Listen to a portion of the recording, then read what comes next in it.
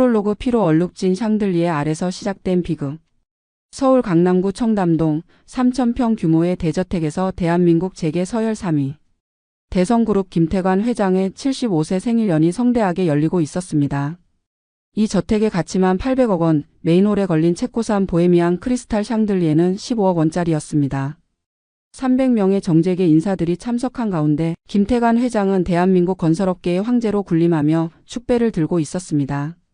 김태관은 1970년대 한강 개발 붐을 타고 일어선 입지전적 인물이었습니다. 한때 막노동꾼이었던 그가 이제는 건설업에서 시작해 반도체, 조선업, 정유업, 금융업까지 아우르는 거대 재벌 제국을 일궈냈습니다. 연 매출 50조 원, 계열사 127개, 임직원 15만 명을 거느린 대성그룹의 절대 권력자였습니다.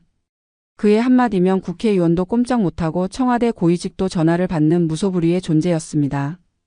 하지만 이 화려한 연회장에서 불과 50m 떨어진 지하 1층 주방에서는 완전히 다른 세계가 펼쳐지고 있었습니다. 가정부 박미란 50세. 그녀는 새벽 4시부터 밤 12시까지 하루 20시간을 이 집에서 보냈습니다. 15년간 김가의 더러운 뒤처리를 도맡아 왔던 그녀였습니다. 미란의 손은 거칠고 갈라져 있었습니다. 매일 독한 세제와 표백제에 시달린 결과였습니다. 무릎은 관절염으로 삐걱거렸지만 아픈 내색 하나 할 수 없었습니다.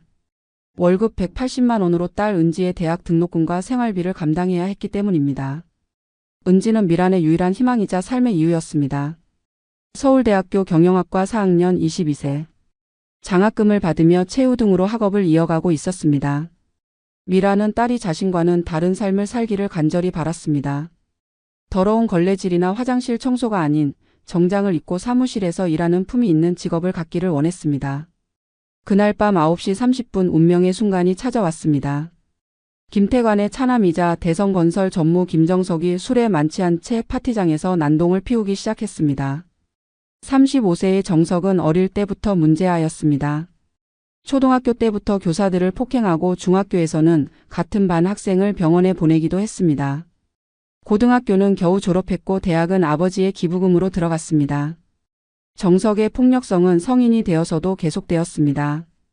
회사에서는 부하 직원들을 상습 폭행했고 여직원들에게는 성희롱을 일삼았습니다. 하지만 회장의 아들이라는 이유로 누구도 감히 고발하지 못했습니다. 이미 3번의 폭행으로 합의금을 물어준 전력이 있었지만 언론에는 한 줄도 나가지 않았습니다. 그날도 정석은 평소와 다름없이 술을 마시며 행패를 부렸습니다. 파티 서빙을 도우러 온 은지가 실수로 18세기 청나라 골동품 화병을 건드렸을 때 정석의 분노가 폭발했습니다. 그 화병의 가치는 3억 원이었습니다. 정석은 은지를 향해 이 천한 년이 감히 귀한 물건을 건드리냐며 고함을 질렀습니다. 놀란 은지는 사과하며 뒤로 물러섰습니다. 하지만 정석은 멈추지 않았습니다. 온갖 욕설과 함께 은지를 향해 손을 들었습니다. 그 순간 은지는 공포에 질려 더욱 뒤로 물러섰고 발을 헛디디며 대리석 계단으로 굴러떨어졌습니다. 목뼈가 부러지는 끔찍한 소리가 저택 전체에 울려 퍼졌습니다. 구급차가 도착했을 때 은지는 이미 숨져 있었습니다.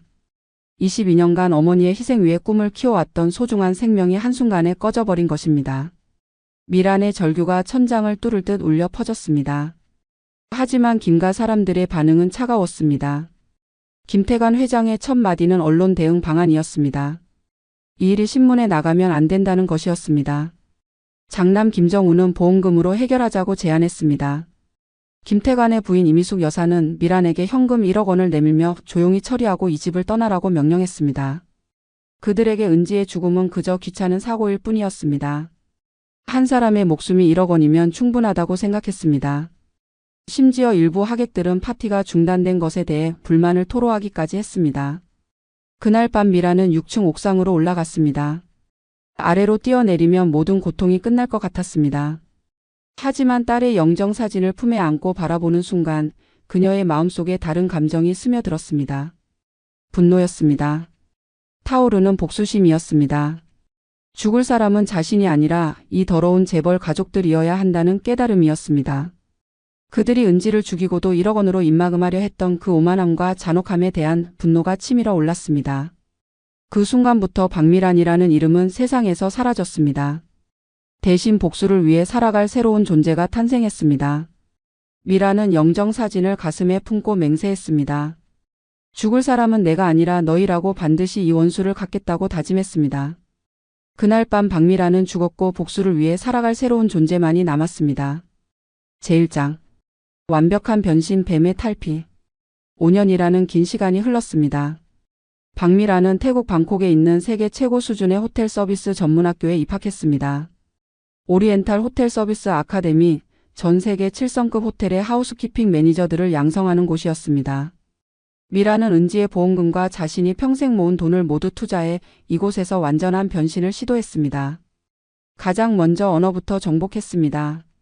영어는 물론 일본어, 중국어, 심지어 프랑스어까지 유창하게 구사할 수 있게 되었습니다. 국제적인 매너와 에티켓을 완벽히 습득했고 VIP 고객들을 상대하는 고급 서비스 기법을 몸에 익혔습니다. 와인 소믈리에 자격증, 플라워 디자인 자격증, 심지어 요리까지 모든 분야를 섭렵했습니다. 3년간의 교육 과정을 마친 후에는 싱가포르의 7성급 호텔에서 실무 경험을 쌓았습니다. 세계 각국의 왕족과 재벌들을 상대하며 그들의 취향과 습성을 파악하는 법을 배웠습니다. 어떤 말에 기분 좋아하는지, 어떤 행동에 신뢰를 보내는지, 어떻게 해야 완전한 믿음을 얻을 수 있는지를 체득했습니다. 가장 중요한 변화는 외모였습니다. 성형수술을 통해 얼굴을 완전히 바꾸었습니다. 처진 눈꺼풀을 올리고 낮은 코를 높였으며 각진 턱선을 부드럽게 다듬었습니다. 흰머리를 염색하고 체형도 관리했습니다. 구부정했던 어깨는 곧게 펴졌고 거친 손은 매끄럽게 변했습니다. 새로운 정체성도 완벽하게 만들어냈습니다. 이름은 강수아, 나이는 45세. 부산 출신으로 해외에서 15년간 호텔업에 종사했다는 경력이었습니다. 싱가포르 샹그릴라 호텔 하우스키핑 매니저 출신, 홍콩 포시즌스 호텔 VIP 서비스 팀장 경력을 가진 것으로 설정했습니다. 모든 서류와 증명서는 해외 인맥을 통해 완벽하게 위조되었습니다. 드디어 한국으로 돌아올 시간이 되었습니다. 강수아는 국내 최고급 하우스키핑 서비스 회사인 프리미엄 홈 서비스에 지원했습니다. 면접에서 그녀는 유창한 영어와 일본어로 해외 경험을 설명했고 실제 와인 테이스팅과 플라워 어레인지먼트 실력을 선보였습니다. 회사 관계자들은 이런 수준 높은 지원자를 만나본 적이 없다며 극찬했습니다. 마침 대성그룹 김태관 회장 댁에서 새로운 하우스키퍼를 찾고 있었습니다. 이미숙 여사는 기존 직원들의 서비스 수준에 불만이 많았습니다. 외국 귀빈들이 자주 방문하는데 제대로 된 서비스를 받을 수 없다는 불평을 계속했습니다. 강수아와 이미숙 여사의 첫 만남은 완벽했습니다. 수아는 이미숙 여사가 좋아하는 프랑스 와인에 대해 전문적으로 설명했고 그녀가 키우는 장미 품종에 대해서도 해박한 지식을 보여줬습니다. 심지어 이미숙 여사의 명품 가방을 보고 어느 시즌 제품인지까지 정확하게 맞췄습니다. 이미숙 여사는 감탄을 금치 못했습니다. 이런 수준 높은 사람을 하우스키퍼로 모실 수 있다니 행운이라고 생각했습니다. 면접 자리에서 즉시 채용이 결정되었고 월급도 기존 직원들보다 50% 높게 책정되었습니다. 첫 출근 전날 밤 수아는 딸의 영정사진을 품에 안고 김가 저택 근처를 둘러봤습니다. 5년 전 그날의 기억이 생생하게 떠올랐습니다. 은지가 쓰러졌던 대리석 계단도 자신이 절규했던 현관홀도 모든 것이 그대로였습니다. 그날 밤 수아는 옥상에 올라가 딸의 영정사진을 들고 맹세했습니다. 은지야, 엄마가 돌아왔다고 이번에는 내가 당한 치욕을 몇백 배로 갚아주겠다고 다짐했습니다. 이 더러운 집안이 어떻게 무너지는지 똑똑히 지켜보라고 속삭였습니다. 그리고 마지막으로 이번엔 내가 너희 집안을 관리한다고 선언했습니다. 첫 출근부터 수아의 서비스는 김가 전체를 놀라게 했습니다. 김태관 회장이 매일 아침 6시에 마시는 에스프레소를 정확히 5분 전에 완벽한 온도로 준비했습니다. 이미숙 여사가 좋아하는 프랑스 샴페인 돔 페리뇽을 항상 12도로 유지했고 그녀의 속옷까지 호텔급 세탁 서비스로 관리했습니다. 장남 정우의 와이셔츠는 매일 다른 색깔의 넥타이와 완벽하게 매칭해서 준비했고 그가 좋아하는 쿠바산 시가도 적절한 습도로 보관했습니다. 심지어 차남 정석이 즐기는 일본 위스키 야마자키도 그가 원하는 방식으로 서빙했습니다. 가족들은 수아를 천사 같은 하우스키퍼라고 부르기 시작했습니다. 특히 이미숙 여사는 수아에게 완전히 의존하게 되었습니다. 강 실장 없으면 이 집이 돌아가지 않는다며 극찬을 아끼지 않았습니다. 심지어 개인 금고의 비밀번호까지 알려주며 완전한 신뢰를 보여줬습니다. 하지만 수아의 진짜 목적은 따로 있었습니다. 완벽한 서비스로 신뢰를 쌓으면서 동시에 이 가족의 모든 비밀을 수집하는 것이었습니다. 복수를 위한 완벽한 잠입이 시작된 것입니다. 제2장 적진 잠입 비밀의 수집가. 강수화로 위장한 박미라는 불과 3개월 만에 김가의 완전한 신뢰를 얻는 데 성공했습니다. 이미숙 여사는 수아에게 집안의 모든 열쇠를 맡겼고 김태관 회장도 그녀의 서비스에 만족해했습니다. 심지어 개인 서재 출입까지 허락할 정도로 신뢰가 깊어졌습니다. 수아는 이 기회를 놓치지 않았습니다. 매일 밤 가족들이 잠든 후 그녀의 진짜 일이 시작되었습니다. 김태관 회장의 서재에서 발견한 것들은 상상을 초월하는 부정부패의 증거들이었습니다. 회장 전용 금고에서 나온 서류들은 대한민국 권력 구조의 민낯을 적나라하게 드러내고 있었습니다. 국회의원 120명에게 건넨 뇌물 리스트, 검찰 고위직 12명과의 골프 접대 및 해외 관광 비용 지출 내역, 언론사 간부들에게 제공한 광고비라는 명목의 후원금까지 모든 것이 상세히 기록되어 있었습니다. 더욱 충격적인 것은 해외 차명 계좌를 통한 비자금 조성 증거였습니다. 스위스 케이만 제도 버진 아일랜드 등지에 무려 1조 5천억 원에 달하는 자금이 숨겨져 있었습니다. 이 돈들은 대부분 정부 발주 공사에서 부풀려진 공사비나 세금 탈루를 통해 조성된 것들이었습니다.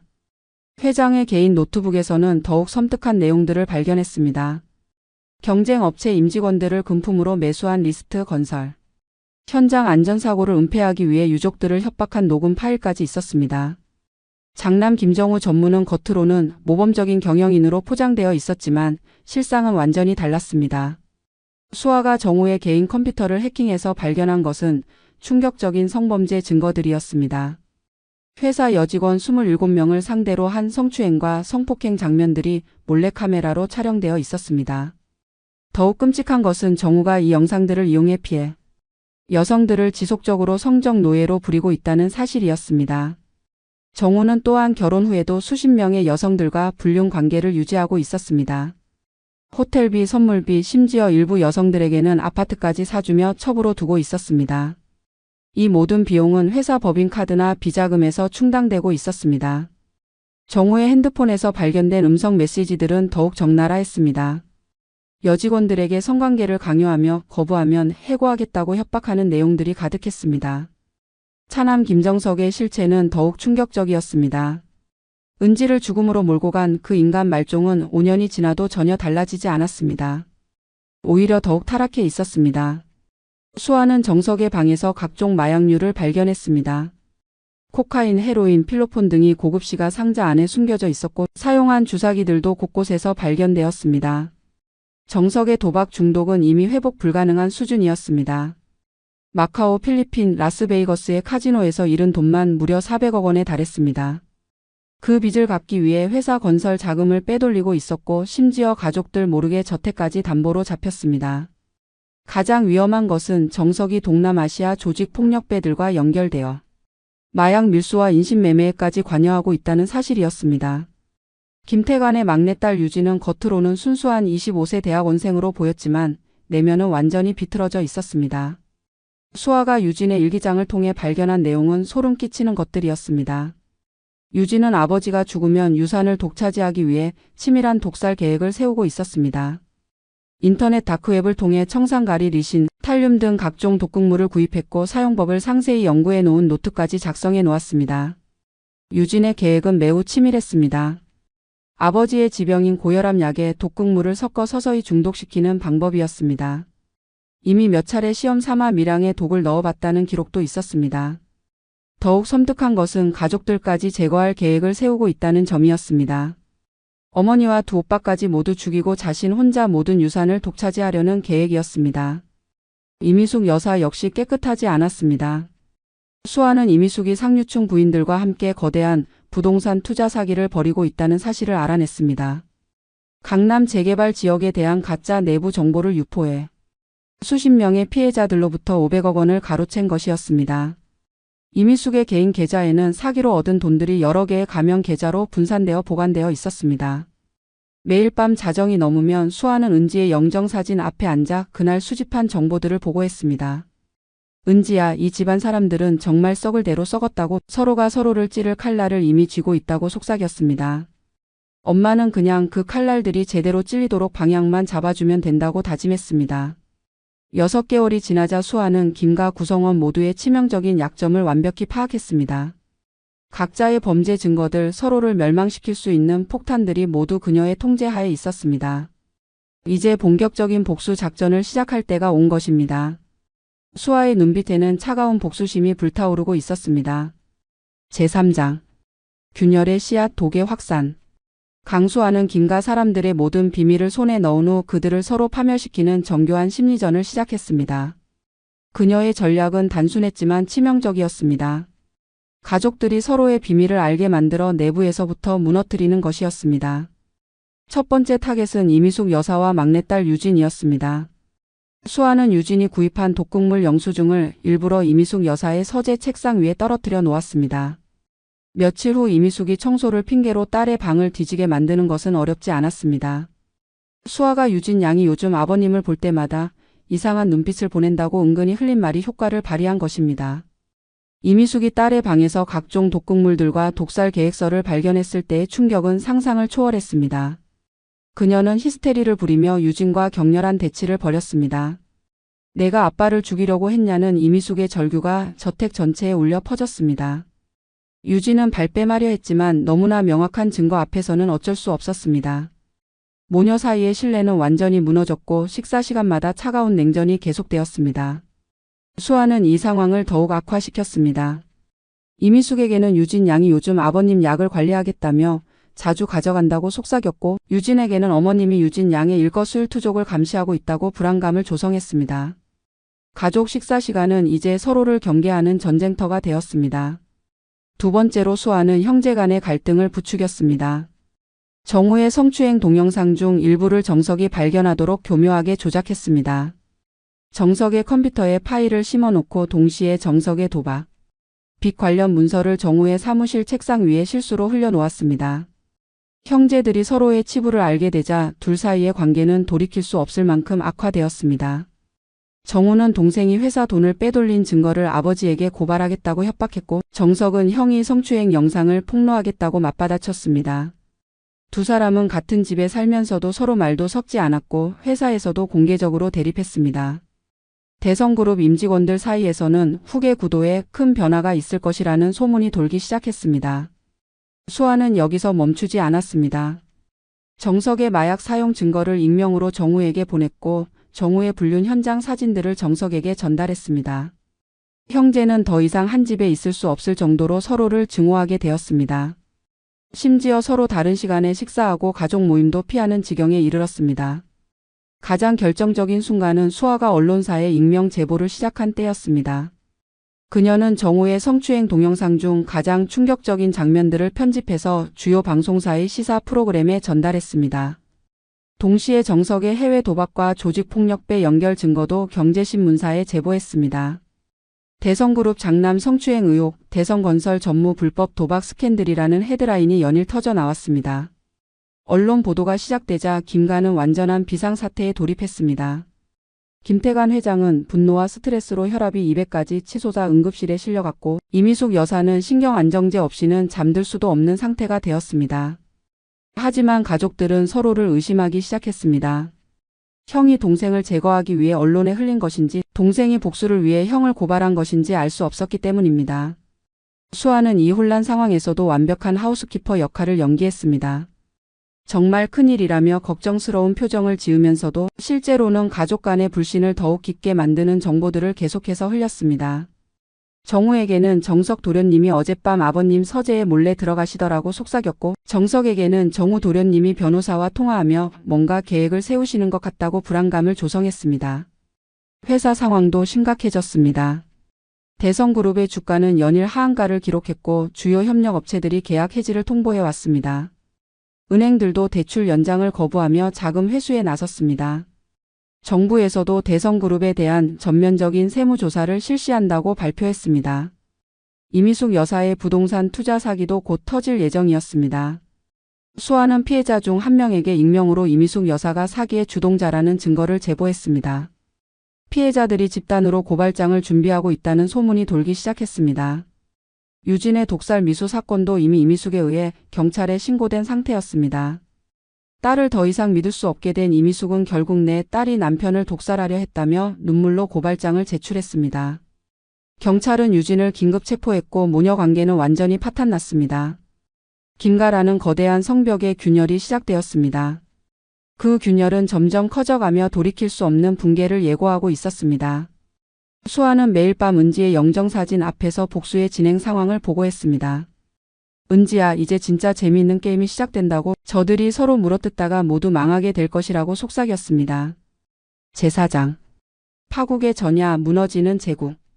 언론 보도가 시작된 지 한 달이 지나자 대성그룹은 회복 불가능한 치명타를 입기 시작했습니다. 김정우의 성추행 사건은 미투 운동과 맞물려 사회적 파장이 걷잡을 수 없이 커졌습니다.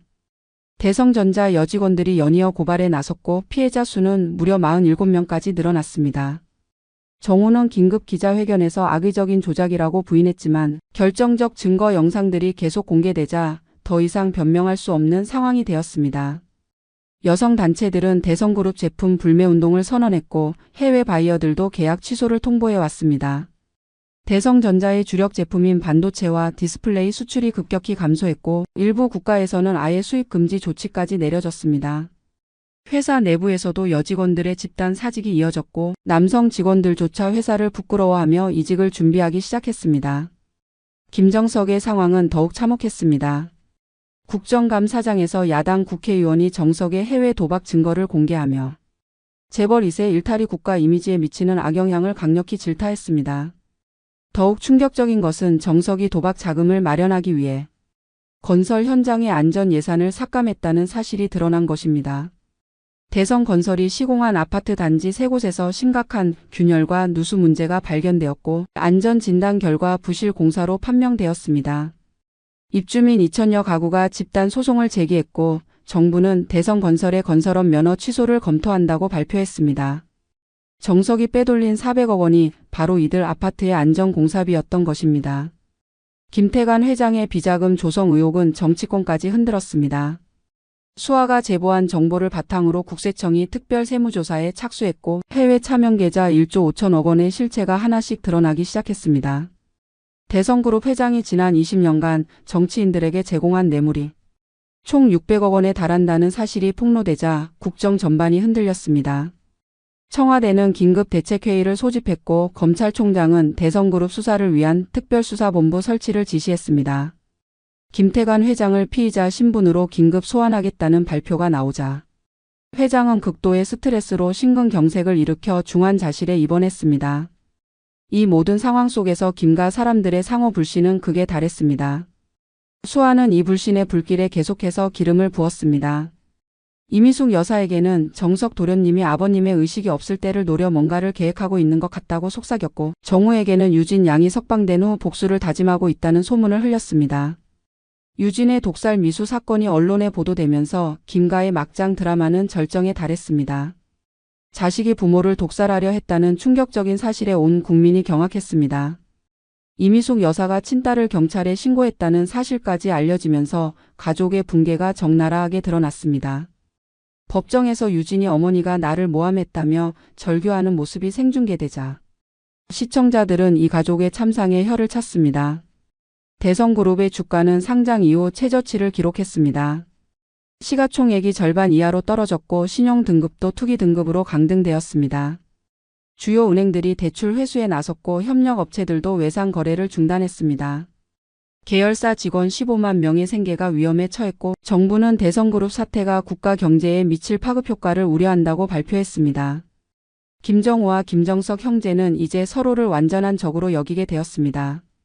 정우는 변호사를 통해 정석의 횡령 증거를 검찰에 제출하겠다고 공개적으로 선언했고 정석은 형이 성범죄 추가 증거를 폭로하겠다고 맞받아쳤습니다. 두 사람은 같은 집에 살면서도 경호원을 대동하고 다닐 정도로 서로를 경계했습니다. 이미숙 여사는 정신적 충격으로 신경정신과 치료를 받아야 하는 상황이 되었습니다. 남편은 중환자실에, 딸은 구치소에, 두 아들은 서로 죽이려 드는 상황에서 그녀는 정신적 한계에 달했습니다. 하지만 수아는 알고 있었습니다. 이미숙의 부동산 투자 사기건이 곧 터질 것이라는 사실을 말입니다. 그날 밤 수아는 은지의 영정사진 앞에서 마지막 준비 단계에 돌입했다고 보고했습니다. 은지야, 이제 정말 마지막이다. 내일이면 이 더러운 가족들이 어떻게 완전히 무너지는지 보게 될 것이다. 15년간 우리를 짓밟았던 대가를 톡톡히 치르게 해주겠다고 다짐했습니다. 이제 곧 식탁은 진짜 전쟁터가 될 것이라고 예고했습니다. 제5장. 심판의 순간, 진실의 폭발. 운명의 날이 드디어 찾아왔습니다. 2023년 10월 15일 오전 9시 대성그룹 본사 50층. 대회의실에서는 회사의 존폐를 결정할 긴급 이사회가 소집되었습니다. 김태관 회장은 중환자실에서 간신히 나와 휠체어에 의존한 채 참석했습니다. 얼굴은 창백했고 목소리도 떨렸지만 그래도 마지막 권위를 지키려 애썼습니다. 김정우와 김정석은 서로를 노려보며 회의실 양끝에 앉았습니다. 두 사람 모두 변호사들을 대동한 채 언제든 법적 대응을 할 준비를 하고 있었습니다. 이미숙 여사는 신경안정제의 영향으로 초점이 흐린 상태였고 유진은 보석으로 석방되었지만 전자발찌를 찬 채 참석했습니다. 이사회의 핵심 안건은 회사 정상화 방안이었지만 모든 참석자들이 알고 있었습니다. 이미 돌이킬 수 없는 지경에 이르렀다는 것을 말입니다. 그런데 회의 시작 30분 만에 충격적인 일이 벌어졌습니다. 대성그룹의 최고 재무책임자 윤태식이 돌연 폭탄 선언을 한 것입니다. 윤태식은 지난 15년간 김태관 회장의 최측근으로 모든 비리에 가담해온 인물이었습니다. 그런 그가 갑자기 회장님, 더 이상 숨길 수 없다며 모든 진실을 공개하겠다고 선언했습니다. 사실 윤태식도 수아의 치밀한 계획에 의해 조종당하고 있었습니다. 수아는 윤태식의 개인적인 비리 증거를 확보한 후 그를 협박해 이 순간을 위해 준비시킨 것입니다. 윤태식은 정치인 뇌물 600억 원, 검찰 고위직 매수 200억 원, 언론사 압력 자금 150억 원, 해외 차명 계좌 도피 자금 1조 5천억 원에 이르는 구체적인 비자금 내역을 상세히 공개했습니다. 더욱 충격적인 것은 정우와 정석의 범죄 증거까지 모두 폭로한 것입니다. 정우 전무의 성추행 사건을 회장이 알고 있었으며 피해자들에게 합의금 명목으로 150억 원이 지급되었다는 사실, 정석 전무의 도박 빚 400억 원이 회사 건설비에서 몰래 충당되었다는 사실까지 모든 것이 만천하에 드러났습니다. 김태관 회장은 분노로 얼굴이 새빨갛게 변하며 윤태식을 향해 미친 것이 아니냐고 소리치려 했지만 말을 끝마치기도 전에 가슴을 움켜쥐며 쓰러졌습니다. 회의실은 순식간에 아수라장이 되었고 구급차가 다시 출동했습니다. 바로 그 순간 검찰 특수부 수사관들이 대성그룹 본사로 몰려왔습니다. 압수수색 영장을 들고 나타난 80여 명의 수사관들이 건물 전체를 봉쇄했습니다. 회장실, 임원 사무실, 전산실, 심지어 지하 금고까지 모든 곳이 수색 대상이 되었습니다. 언론사 취재진들도 몰려와 이 모든 상황을 생중계했고 대성그룹 전면 수사라는 속보가 전국에 타전되었습니다. 오후 3시 수사관들은 김과 봉가 저택으로도 몰려왔습니다. 강수아는 평소와 다름없이 차분하게 수사관들을 맞이하며 가족들에게 이미 연락했다고 안내했습니다. 하지만 속으로는 이 순간을 얼마나 기다렸는지 모를 일이었습니다. 드디어 복수의 클라이맥스가 시작된 것입니다. 김정우와 김정석, 이미숙 여사가 긴급히 집으로 돌아왔을 때 세 사람의 얼굴은 새파랗게 질려 있었습니다. 수사관들이 집 곳곳을 뒤지는 동안 수아는 거실로 가족들을 불러 모으며 중요한 말씀을 드릴 것이 있다고 차분히 말했습니다. 수아는 거실 대형 TV를 켰습니다. 그리고 지난 1년간 수집한 증거 영상들을 차례로 재생하기 시작했습니다. 첫 번째는 김태관 회장이 국회의원들에게 현금 뭉치를 건네는 장면이었습니다. 비밀리에 설치한 소형 카메라가 포착한 결정적 순간들이었습니다. 두 번째는 정우가 여직원들을 성추행하는 추악한 장면들이었습니다. 가족들 앞에서 재생되는 끔찍한 모습에 정우는 얼굴을 가렸습니다. 세 번째는 정석이 마카오 카지노에서 회사 자금으로 도박하는 장면이었습니다. 수아가 해외 협력 업체를 통해 확보한 증거였습니다. 네 번째는 유진이 독극물을 인터넷으로 주문하고 독살 계획을 세우는 모습이었습니다. 마지막으로는 이미숙 여사가 친구들과 부동산 투자 사기를 모의하는 전화통화 녹음이 재생되었습니다. 가족들은 경악했습니다. 이미숙 여사가 떨리는 목소리로 이게 다 무엇이냐고, 어떻게 이런 것들을 확보했냐고 물었습니다. 수아는 차분하게 자신이 15년간 그들의 더러움을 닦아온 가정부 박미란이라고 밝혔습니다. 순간 거실이 얼어붙었습니다. 정우가 믿을 수 없다는 표정으로 그 가정부 박미란이냐고 되물었습니다. 수아는 가발을 벗고 컬러 렌즈를 빼냈습니다. 5년간의 성형수술에도 불구하고 예전의 모습이 어렴풋이 드러났습니다. 그리고 자신의 딸 은지를 기억하느냐고 정석이 계단에서 밀어 죽인 그 아이 말이라고 덧붙였습니다. 정석은 벌벌 떨기 시작했습니다. 그게 아니라고 사고였다고 자신이 일부러 한 게 아니라고 변명했지만 수아의 차가운 시선 앞에서 더 이상 말을 잇지 못했습니다. 수아는 계속해서 5년 전 그날 그들이 자신의 딸을 죽이고도 1억 원으로 입을 막으려 했다고 상기시켰습니다. 어쩔 수 없는 사고라고 조용히 처리하자고 했던 그들의 모습을 되돌아보게 했습니다. 하지만 은지는 죽어서도 자신에게 말했다고 진실은 반드시 밝혀지고 복수는 반드시 이루어진다고 했습니다. 그때 현관문이 열리며 검찰 수사관들이 들어왔습니다. 수사관들은 김정우, 김정석, 이미숙에게 긴급 체포 영장이 발부되었다고 알리며 준비된 수갑을 꺼냈습니다. 김가 사람들은 마지막까지 발악했습니다. 이 여자가 자신들을 모함했다고 증거를 조작했다고 소리쳤지만 이미 검찰은 모든 증거를 확보한 상태였습니다. 수아는 마지막으로 그들이 15년간 자신을 무시하고 짓밟을 때 자신은 바닥에서 모든 것을 지켜봤다고 말했습니다. 가장 낮은 자리에서 가장 높은 곳의 추악함을 모두 목격했으며 이제 그 진실들이 세상에 나갈 차례라고 선언했습니다. 김가 사람들이 하나씩 연행되는 모습을 바라보며 수아는 딸의 영정사진을 꺼내 들었습니다. 은지에게 드디어 해냈다고 엄마가 너의 복수를 완성했다고 속삭였습니다. 에필로그 가장 낮은 자리에서 피어난 희망. 대성그룹 일가의 완전한 몰락은 대한민국 사회 전체에 거대한 충격을 안겨주었습니다. 이 사건은 단순한 재벌 비리가 아니라 기득권층의 부패와 오만이 어떤 파국을 불러오는지 보여주는 상징적 사건이 되었습니다. 김태관 회장은 뇌물공여, 탈세, 배임, 정치자금법 위반 등 13개 혐의로 1심에서 징역 20년을 선고받았습니다. 75세의 나이에 법정에 휠체어를 타고 나온 그는 내가 이렇게 될 줄 몰랐다며 끝까지 현실을 받아들이지 못했습니다. 의료진은 그가 5년 이상 생존하기 어려울 것이라는 진단을 내렸습니다. 장남 김정우는 성폭행, 강제추행, 업무상 배임 등의 혐의로 징역 15년을 선고받았습니다. 피해자만 47명에 달한 그의 성범죄는 한국 재벌가 역사상 최악의 사건으로 기록되었습니다. 법정에서 그는 자신의 행위를 인정하며 눈물로 사죄했지만 이미 너무 늦었습니다. 차남 김정석은 횡령, 도박, 조직폭력배 연루, 마약 사용 등의 혐의로 징역 12년을 선고받았습니다.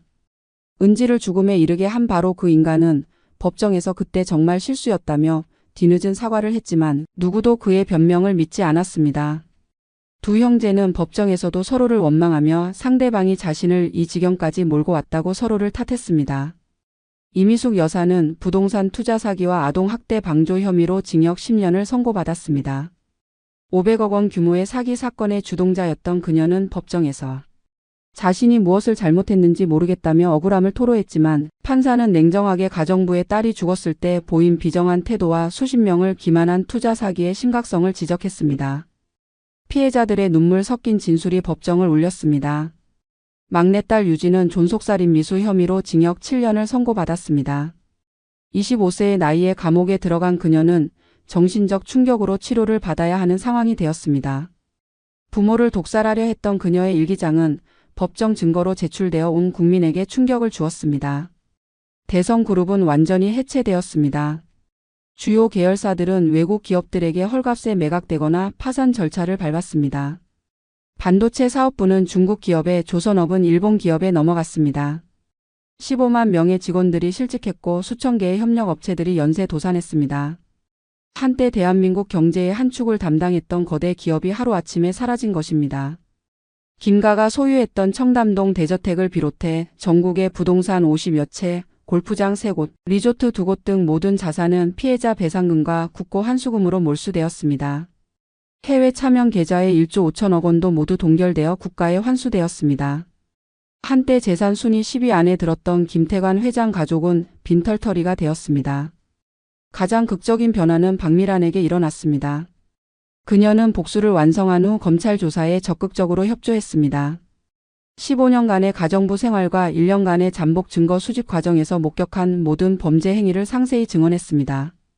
법원은 그녀의 증언을 결정적 증거로 인정했고 동시에 그녀가 은지의 죽음에 대해 그동안 받지 못한 정당한 보상을 받을 수 있도록 판결했습니다.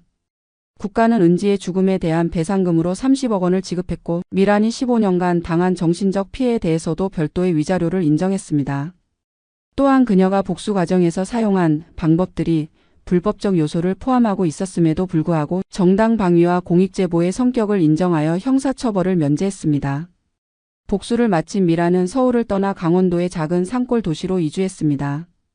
그곳에서 그녀는 작지만 따뜻한 분식집을 열었습니다. 가게 이름은 은진애였습니다. 김밥, 떡볶이, 순대, 어묵 같은 서민적인 음식들을 파는 소박한 식당이었지만 정성스럽고 깨끗한 음식으로 동네 사람들의 사랑을 받았습니다. 분식집은 겉보기에는 평범했지만 미란의 정성이 담긴 특별한 공간이었습니다. 김밥 하나를 만들 때도 정성을 다했고 떡볶이 국물도 직접 우린 멸치 육수로 끓였습니다. 손님들은 여기 음식은 다르다고 입을 모았습니다. 무엇보다 주인 아주머니의 따뜻한 마음이 느껴진다고 했습니다.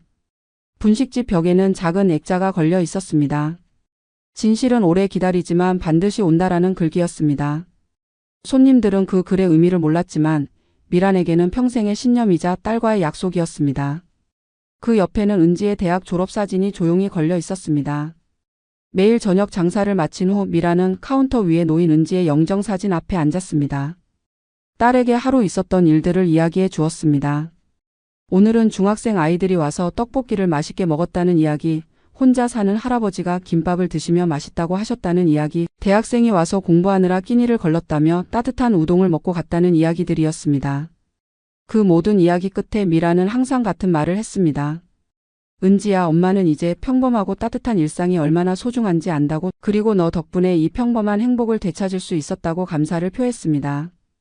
복수는 끝났지만 삶은 계속되어야 한다고 다짐했습니다. 어느 겨울날 저녁 분식집 문을 열고 한 젊은 여대생이 들어왔습니다. 그 아이는 김밥 한 줄을 주문하며 혼자서 공부하느라 끼니를 거르곤 한다고 말했습니다. 미라는 그 모습에서 예전의 은지를 떠올렸습니다. 22살 대학생, 꿈을 위해 열심히 공부하는 모습까지 모든 것이 은지와 닮아 있었습니다. 미라는 김밥과 함께 따뜻한 어묵국을 서비스로 내주었습니다. 추운 날씨에 따뜻한 국물이 얼마나 고마운지 안다며 공부하느라 고생이 많다고 격려했습니다. 그 아이는 감격해하며 어머니처럼 따뜻하게 대해주셔서 고맙다고 인사하고 나갔습니다. 그 아이가 나간 후 미라는 은지의 영정사진을 바라보며 눈물을 흘렸습니다. 하지만 이번에는 슬픔의 눈물이 아니라 위안의 눈물이었습니다. 복수는 끝났지만 삶은 계속되어야 했습니다.